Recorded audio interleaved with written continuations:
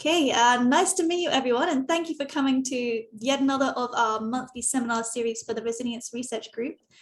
Today, I'm going to be passing over to Michael Matthews, who is a professor of engineering psychology at the United States Military Academy, and his research interests are in character and human performance in combat and other dangerous contexts.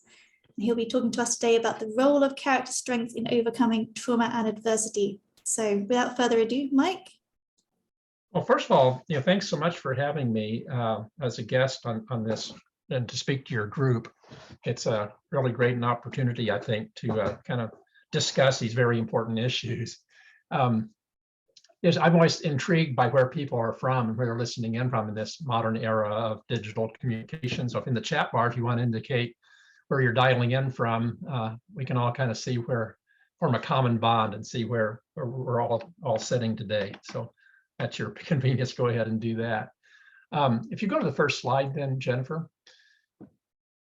So what my approach today is will be to talk about this concept of overcoming trauma and adversity and challenge. I could add actually to that title, and especially the role of character strengths in doing that.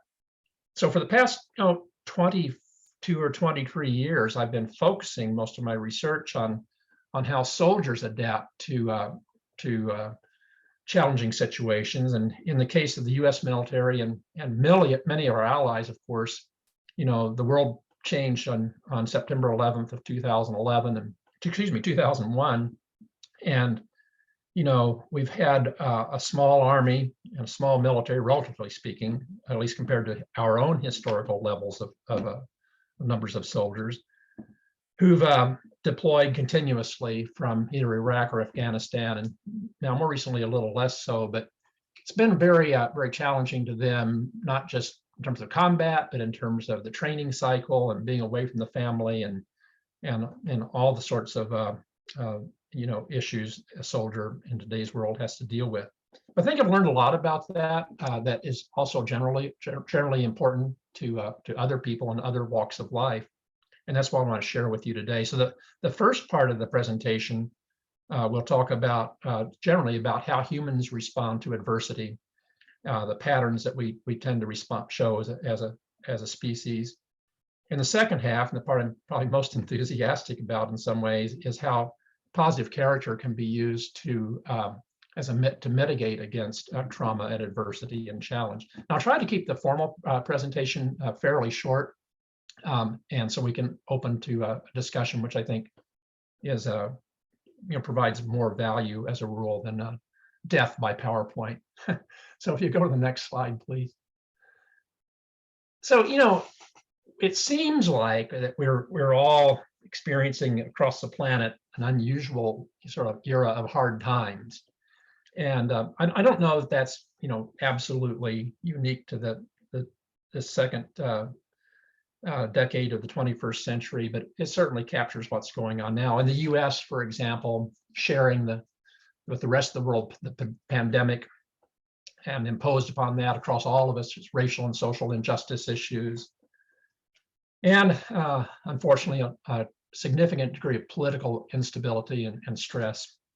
And I think each of you from whatever nation that you're dialing in from or tuning in from could add some things that are affecting all of your fellow citizens as well.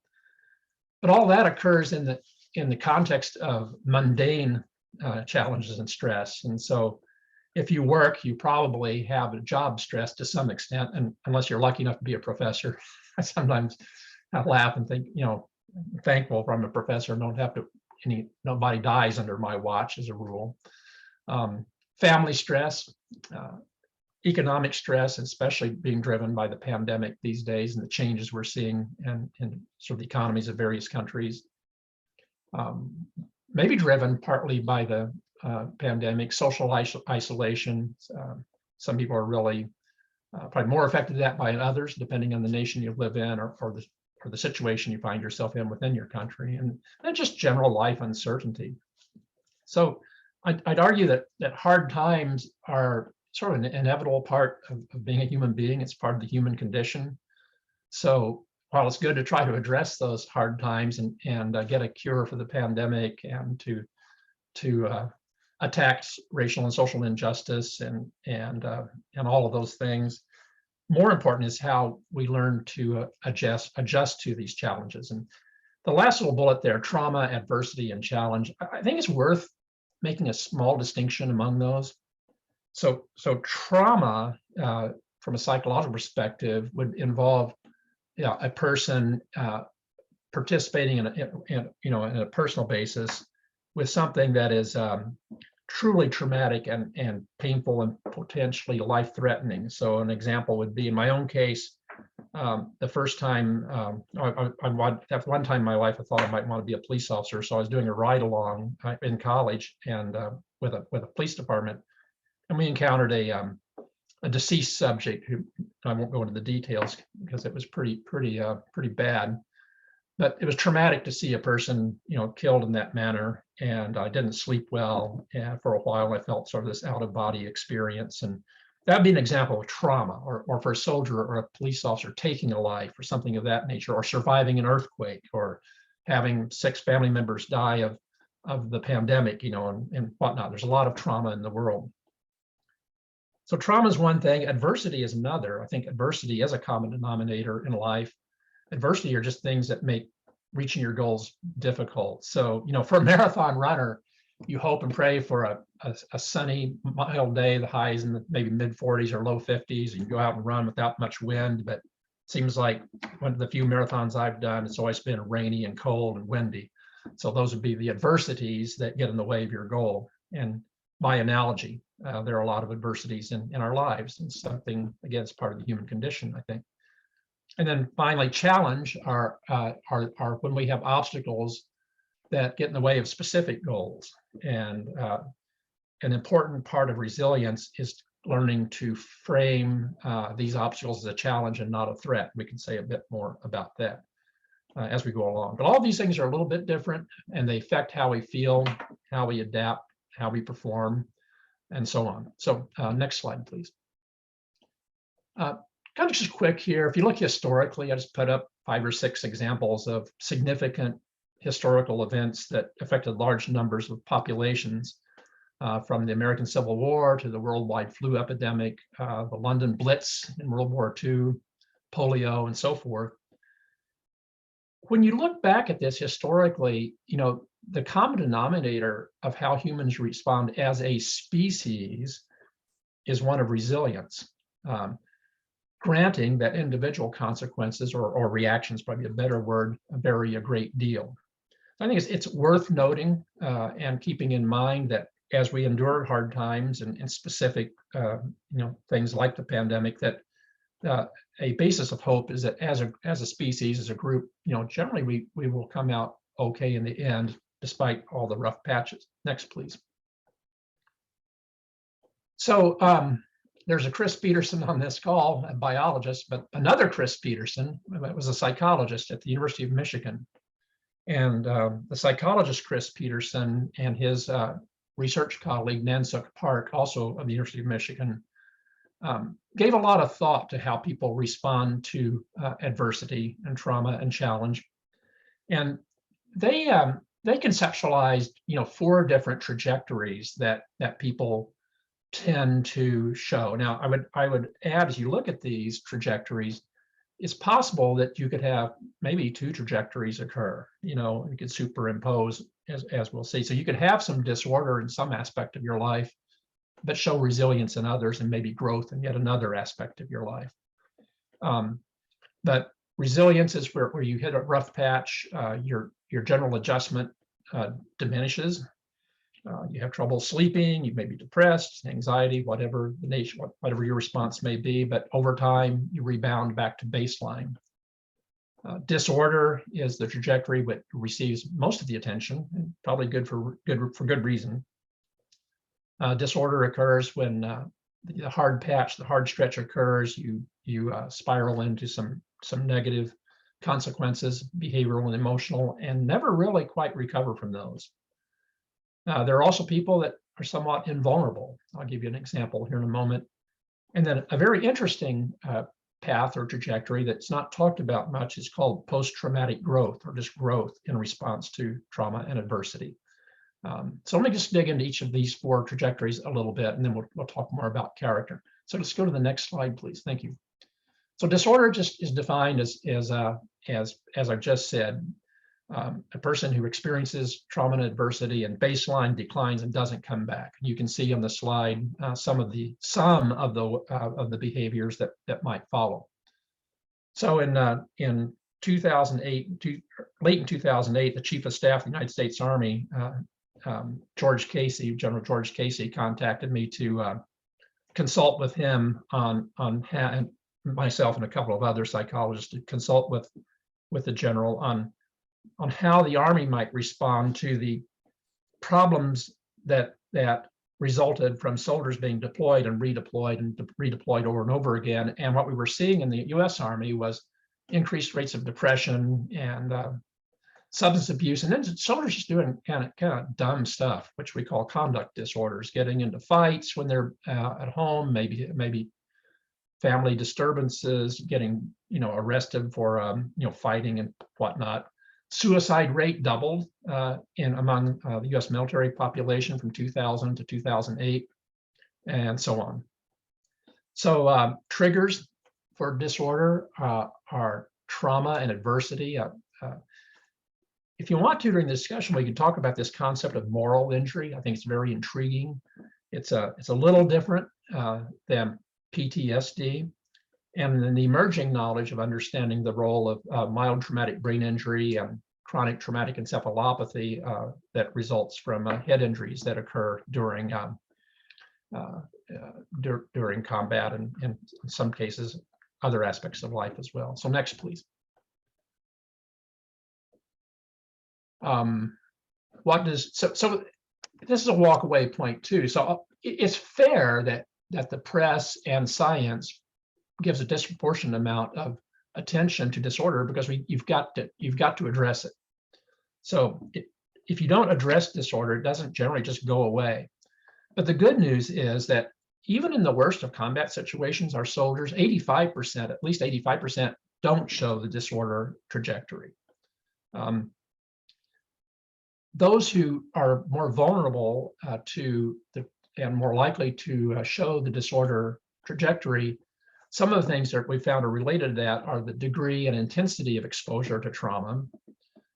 There may be a genetic basis to it in terms of how we as individuals respond to hard times. Your emotional health going into tough situations is important. Your general physical health is important. We have found that people who are in good physical condition, get good sleep, and have good nutrition tend to fare better than those who don't have those things. Extremely important is family and social support, and leadership, and how leaders and organizations shape the culture of their organization is really important as well. I just say in the last bullet there, baseline adjustment really does matter a great deal. There's a number of empirical studies of U.S. firefighters that look at who develops PTSD as a result of the job and who doesn't. And firefighting is really a interesting sort of milieu in which to study this stuff, because they as part of their jobs, are routinely for the course of a career face a lot of trauma and deal with a lot of trauma. But studies point to pretty consistently that if you could do the right assessments, psychological and emotional assessments of firefighters as you hire them, so if you knew their true sort of psychological makeup and skills when they begin the job, you can predict with a pretty good degree of accuracy who's going to be more vulnerable later on. So the point being that firefighters had, prior to becoming firefighters, had depressive episodes or had poor family structure or had some other emotional issues, were much more vulnerable to trauma and PTSD resulting from that trauma than others. Okay, next, please. Invulnerability doesn't get very much press, maybe because it's not very interesting to us. It certainly doesn't make a good headline on the evening news or on CNN. But this refers to little or no change in baseline in response to trauma, adversity, or challenge. It's, as they say, like water off a duck's back. So as part of my work with the Army and developing a program to address soldier mental health, I came to know Brigadier General Rhonda Cornum. You can Google that name, and she wrote a book, and it's called, I think it's called She Went to War.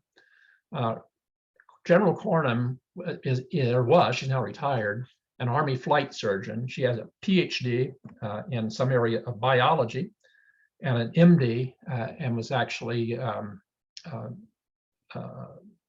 to remember what her specialty was. I think, yeah, it's not coming to me right now. It's neither here nor there. But was a flight surgeon deployed to the first Iraq War in the early 1990s.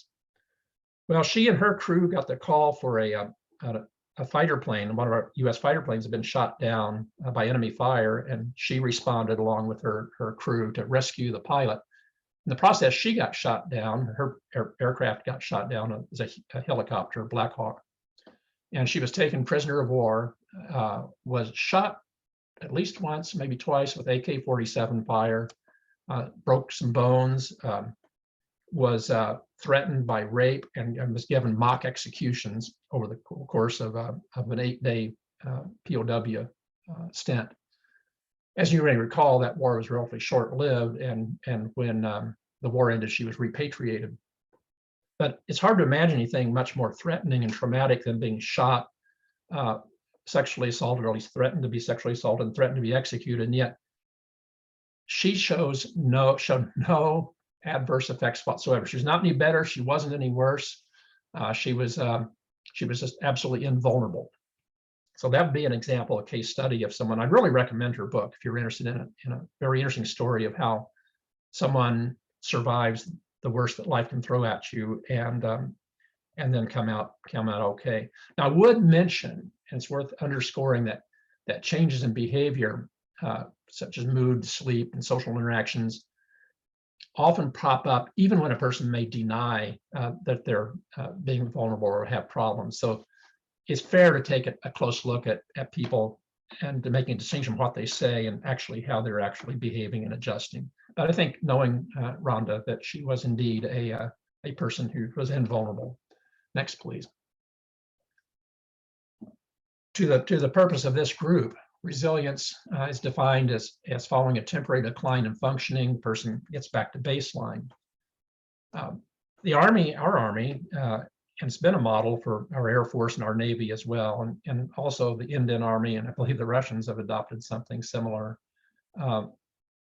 Look at emotional, social, family, and spiritual fitness / resilience as barometers of resilience. And so people who you can optimize emotional adjustment, good social ties, good family ties, and by spiritual, we mean meaning and purpose. If soldiers have meaning and purpose in life, and then good physical health, that provides a certain degree of body armor, if you will, against psychological trauma. Now, the caveat here is that resilience is kind of hard to define. We can define it conceptually with the little graph I showed you earlier. Another example is the tennis ball analogy. And my psychologist friend, Chris Peterson, would say, well, tennis balls, you push one real hard, you squeeze it, and it comes back to its original shape. And that's true, but he also was quick to point out that not all tennis balls are equal. So some are pretty soft to start with. And I think people are much the same way. So it's interesting to think about when we use the word resilience. It probably looks different for people who, let me define red, yellow, and green adjustment zones. If you imagine a normal curve and figure the top 25% of adjustment as being who are in the green zone, they're really pretty well adjusted to begin with. When they hit a rough patch and diminish a little bit, they might drop a little bit into yellow for a little while, but pop back up into green, and that's all great. But someone who's already in the yellow zone, maybe between the 40th and 60th percentile in adjustment, or 40th or 30th and 50th percentile, you can draw the line where you wish. That tennis ball is a little softer, right? So when they encounter a rough patch and they squeeze down, they're just going to squeeze them down to the red zone or danger zone. And when they come back, they're still not,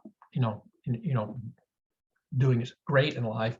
And of course, there are people who just are not functioning well to begin with. And when they hit a rough patch, it can be very, traumatic and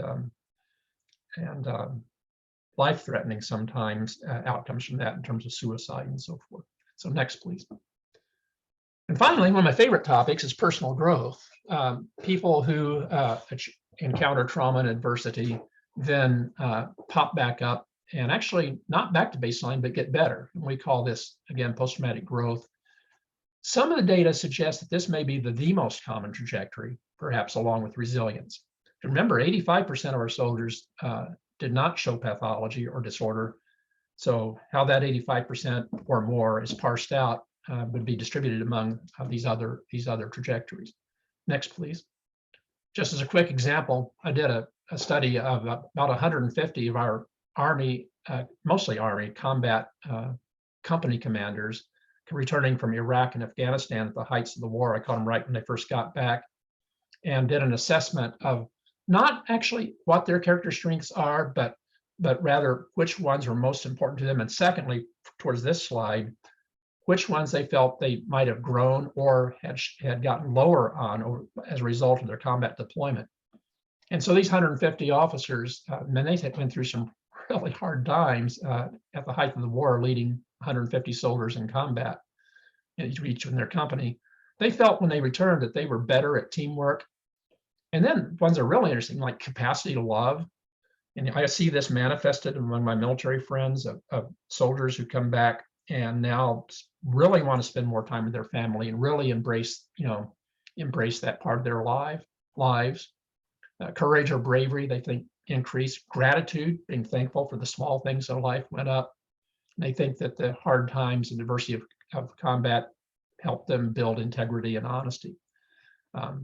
Least growth were some of the areas listed below, and I won't go further into those.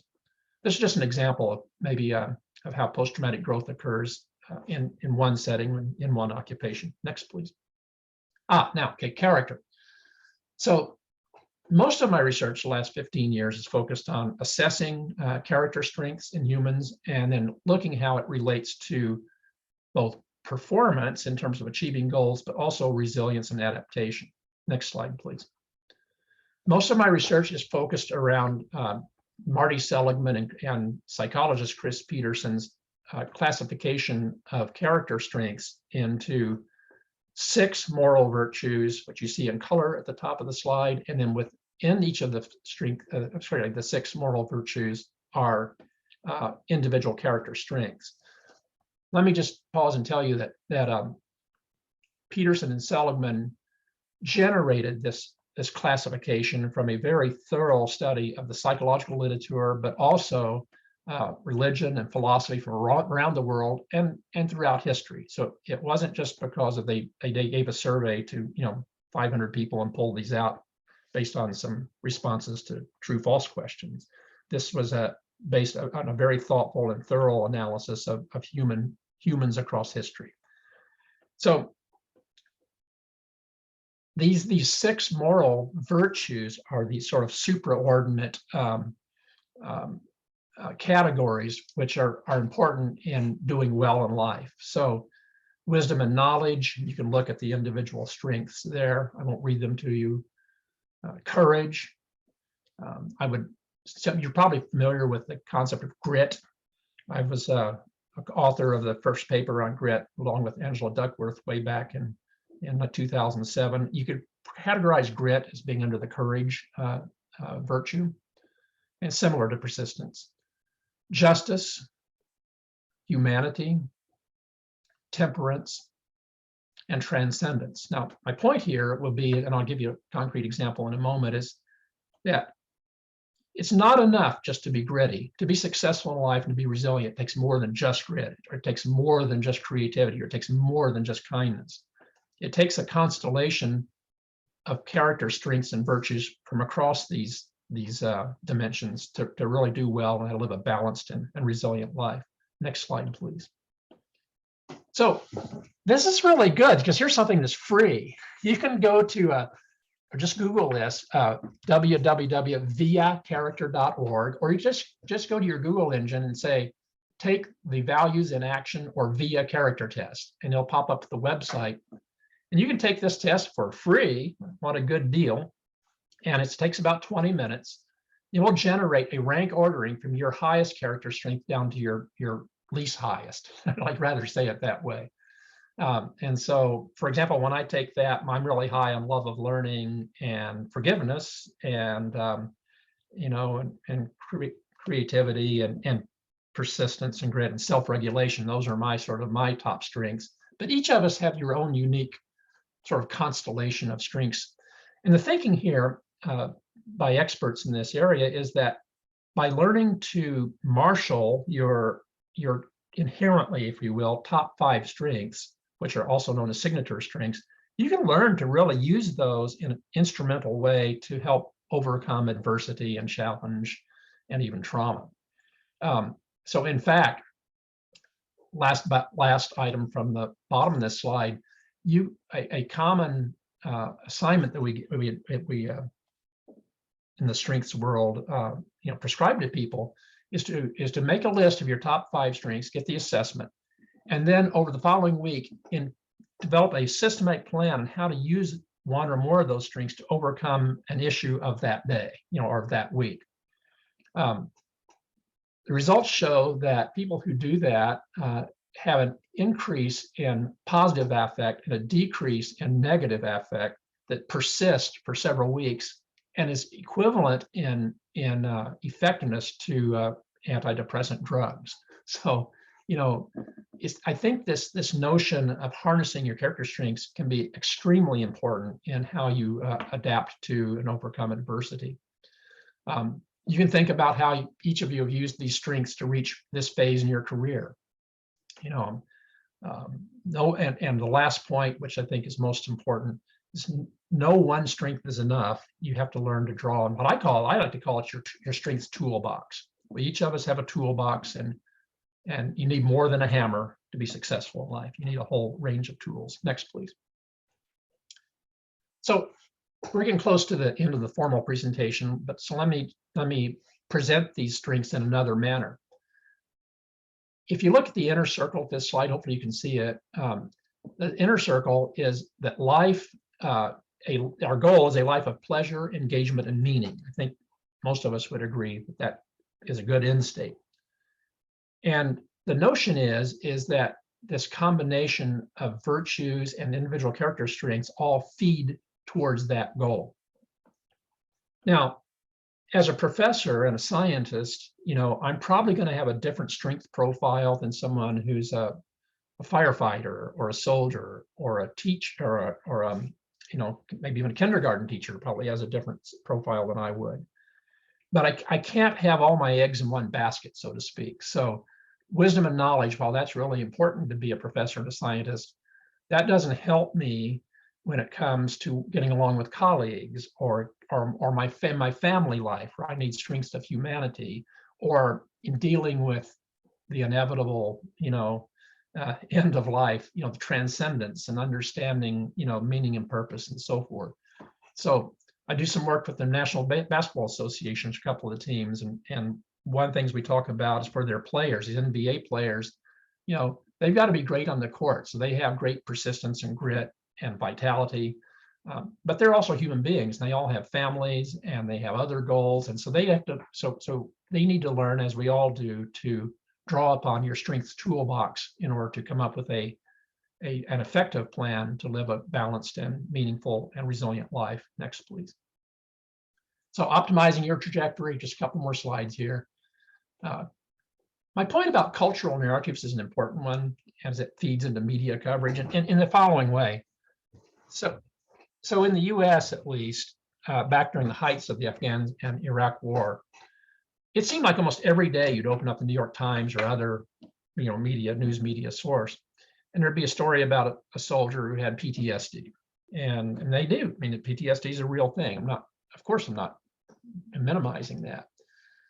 But because that through its intense scrutiny in the media became kind of a national narrative, a narrative that, hey, if I encounter trauma and I have some ill effects of it, it must be PTSD.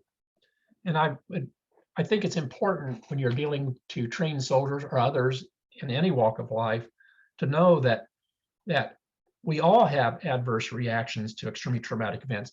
It's natural. I was teaching this to my cadets earlier this week, and I mentioned to you earlier in this talk that my first deceased subject I encountered in police work was pretty traumatic, and I had bad dreams, I couldn't sleep, and so forth. But really, that's a normal reaction, and over time, it did go away.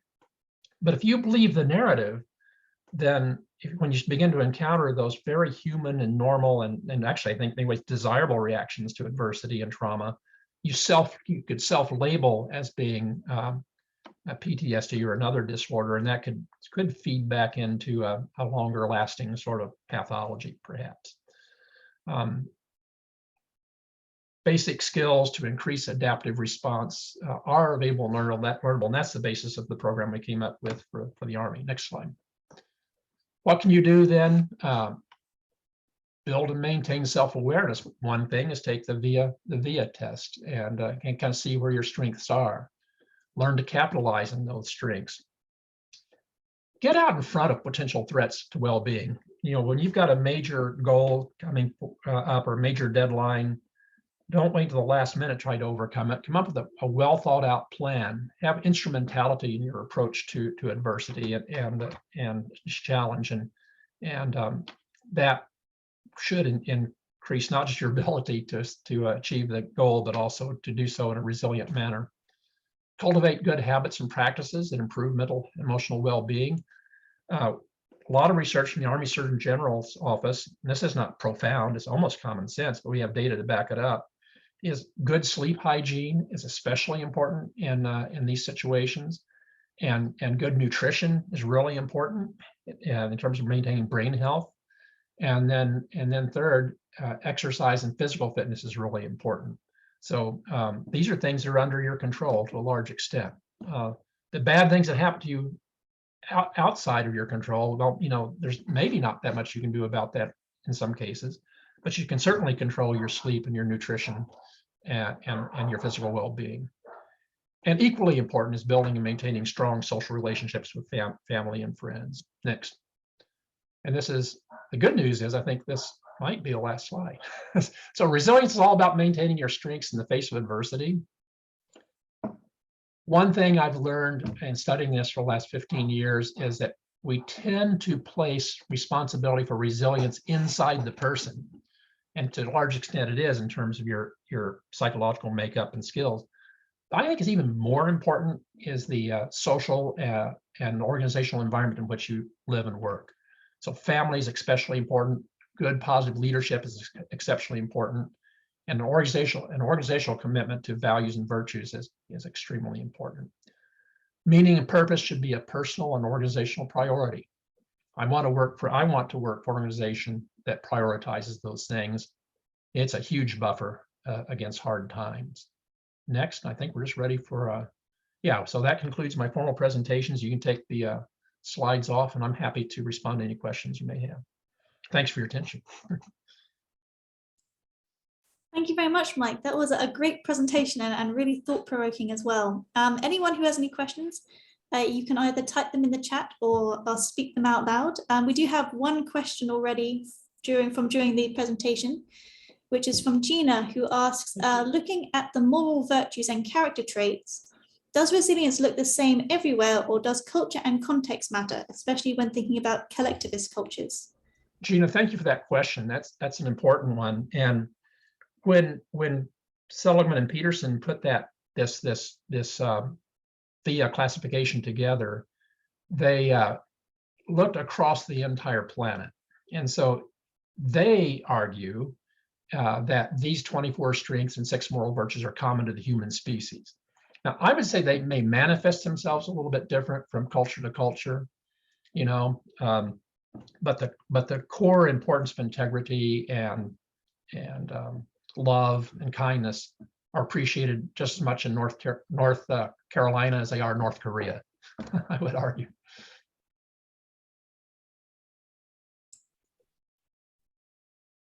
And hey, so the nice thing about only having like 10 people on the call is you can just hold up your hand and ask questions. This can be really informal.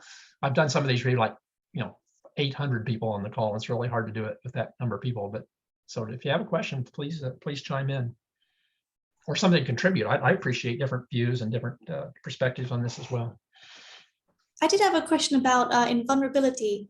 So the idea that nothing bothers you, and the example you gave was amazing. The idea that she wouldn't have had any sort of negative response to that. And I wondered how you can tell the difference between that and resilience when they both start and end up the same. There's just a dip in the middle for one of them.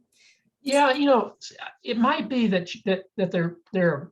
It's hard to know in a case study, right? Exactly how General Cornum was doing during the captivity. It would be that line doesn't diminish. It just stays flat through the adversity, right?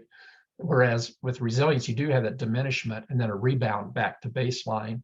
I guess I've known a lot of POWs. I had another friend when I was an Air Force officer years ago, and he I was an F-4 pilot, got shot down over North Vietnam and taken prisoner. And I would love, I wish he was on this call. You would love this guy. He just has the most positive outlook. It's like nothing bothers him after that. But by all accounts, I talked to him a lot about this. He said he never changed, even when he was a prisoner. He said, "Hey, I'm gonna be a happy guy. I'm gonna get through this." And he just, he's another sort of notable example of how some people just can do that. I don't think I could. I think I'd probably sit in the corner of my cell and think about death, if I were a POW. I think that's the main distinction, Jennifer, is do you plummet very much down from baseline during the adversity itself.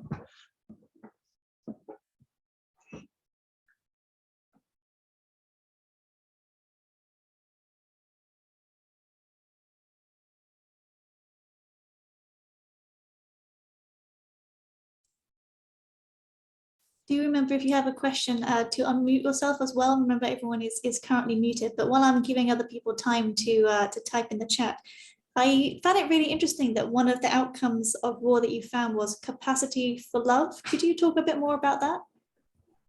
Yeah, so a lot of people have a stereotype that soldiers and are these callous individuals who even within the constraints of training and non-war situations, it's all business and discipline and hard thinking, and treating people in sort of harsh ways and issuing orders. But one of the principles of leadership for people who lead in dangerous situations, firefighters, police officers, soldiers, frontline medical personnel, the list goes quite lengthy, is loving and caring for your teammates is absolutely crucial to not just team success, but also your own well-being. And we have it's interesting, Jeff, we have the same pushback when we teach leadership. We have a core leadership course at West Point that all 1,200 cadets take when they're juniors. We call them cows, don't ask. But anyway, when our cows take this, and we talk about the importance of loving your soldiers and caring about your soldiers. Some of them who know nothing about war at this point, other than what they've read or in books or seen in the movies, they get their backs up. They, well, love, that's soft. That's not important. I'm going to be a tough leader. And they go out and they get into combat and realize how important this was all along. And so that ability, so it's love in a very abstract sense of really caring deeply and genuinely about the welfare of others. I mean, the dramatic example in warfare is we have a principle that a soldier, if killed in action, the most loving thing to do is be sure you retrieve the remains and get them back to the family. As callous as that may seem to a civilian, it's really important to that person, and if they're alive, to judge, to weigh in on it, and certainly their families to bring closure to them.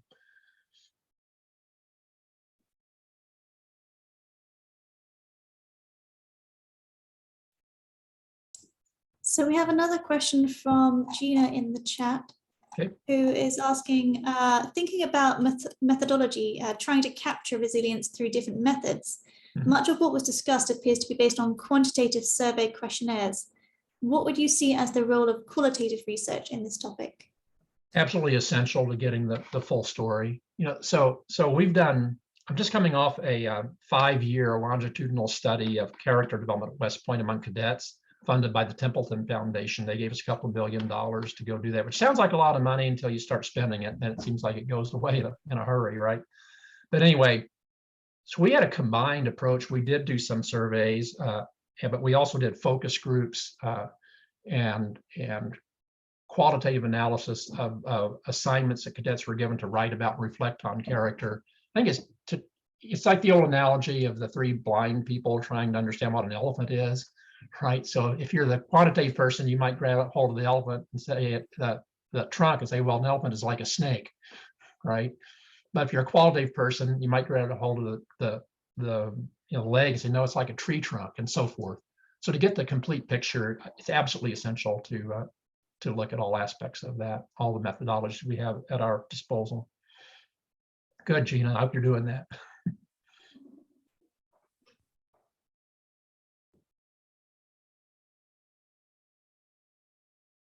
Well, if you're interested in knowing more about the intersection between character and leadership, this is a shameless plug.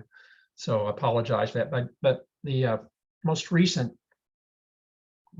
superintendent of West Point, Lieutenant General Bob Caslin, and I published a book last year called The Character Edge: Leading and Winning with Integrity. And we have entire chapters on the character strengths as they relate to leadership success. And in fact, to make it more palatable, I actually categorize the character strengths into 3 superordinate headings: strengths of the head, strengths of the heart, and strengths of the gut. We call it the head, heart, and guts sort of way of looking at it. And that simplifies it a little bit.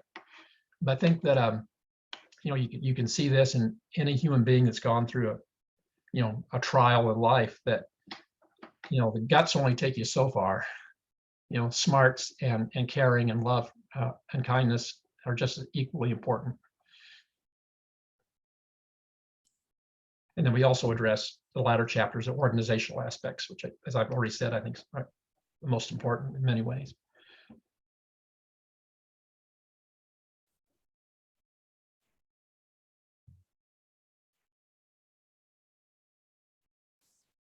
Well, I think that might be a really great point Okay. to end on then, since we have no more questions from the audience. So thank you very much, Mike, for being here, for sharing your experiences and your research with us. And thank you everyone who's listening both live and in the recording afterwards. It's been really great to have you all here. I'll have a special request if my friend Chris will stay on after others hang up, so we can catch up for a minute. I've not met his cat, so he's going to show me the cats here in a minute.